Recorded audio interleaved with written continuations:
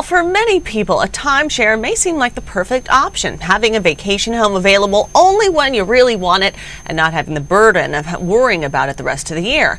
But our next guest says that timeshares may not be all they're cracked up to be.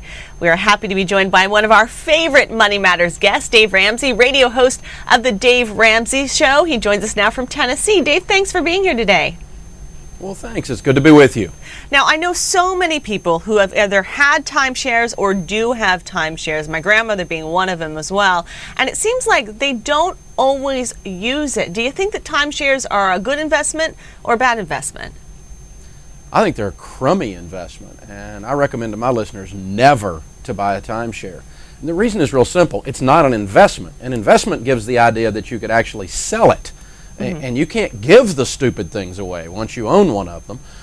They're absolutely horrible. All you're doing is prepaying your hotel bill for the next 20 years right now in advance. And those of us that know anything about money know you'd be better off to put that money in an investment, and the investment would produce enough to pay your hotel bill. Yeah, and it certainly does lock you in, as my grandmother found out. Now, is this true for everyone, do you think, or do you think that some people may love a timeshare and that might be the way to go for them? Well, I think they like the use of the condo, and they like having a place that they can go to. This is the family thing. We'd go to this location every summer, and they like that. But families have done that for years simply by renting the lake house or renting the beach condo, and that can continue to be.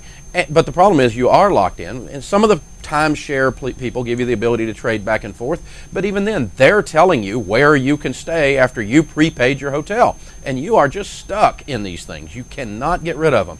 Of the people that call the Dave Ramsey Show, I would say we have a 98% dissatisfaction with them, and they can't get rid of them. They paid $14,000, $15,000, $20,000. They're paying payments on them, and it's a mess in their lives. Why do you think it's so difficult to get rid of these things, and how do you go about it? I mean, is there any way to sell them? Well, there's no market for them. Nobody wants them. Do not go to one of the list services where you pay $200 or $300 or $500 up front to just get your name on a list, because that's all that happens. They slap your offering on a list and you never hear from anybody. Basically, we found a couple of things that work sometimes. I can't give you a lot of hope, but one is you can donate your timeshare to a charity, and the IRS says you can get a $5,000 tax write-off for doing that. And you may not be able to get anywhere near $2,000 or $3,000 for your timeshare, and it'd save you that on your taxes to donate it. So donating it is one possibility. The other possibility is we've had some luck going back to the company that is selling the timeshares, offering that sales manager who is told not to sell used units, but offering him to sell it we'll sell our unit at half and we'll pay you double commission. And basically, in a sense, bribing them into moving your used unit.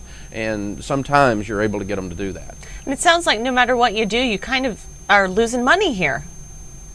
It is a total consumption. When you write the check for a timeshare, if you write a check up front or if you borrow the money up front, you have spent that money. It's as if I just wrote a check and bought a hotel, and it's gone. I mean, I bought a hotel room. When I rent a hotel room, I've written a check, and that money's gone.